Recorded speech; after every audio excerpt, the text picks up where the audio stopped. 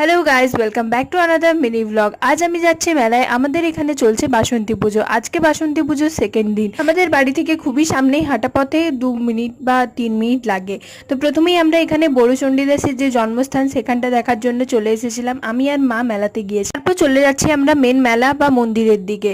তো প্রথমেই আমরা বাসুলি মায়ের দর্শন করে দেবো। এটা ছাতনার ফেমাস এবং সবচেয়ে পুরনো একটা মন্দির। মেলায় ঢুকতেই প্রথমে এখানে একটা রাধাকৃষ্ণের খুব সুন্দর মূর্তি করা হয়েছে। এখানে বাসন্তী পুজো উপলক্ষে 3 দিন যাবৎ হরিনাম সংকীর্তন হয়। আপনার এই বাসুলি মায়ের মন্দির ধরা যায় 500 বছরের পুরনো এবং এখানে বাসন্তী মায়ের নানা পৌরাণিক ঘটনা লক্ষ্য পাওয়া যায়। যেমন মা বাসুলি কিশোরী সেজে একজন শাখাটির কাছে শাখা পড়েছিল। তারপর আমরা চলে গেলাম মেন মেলার দিকে।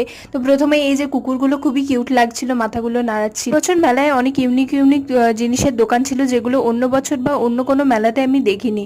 একটা ব্লগে তো পুরোটা শেয়ার করা সম্ভব না, আমি পরে তোমাদের সাথে আরো শেয়ার করব। আজকের জন্য এটুকুই।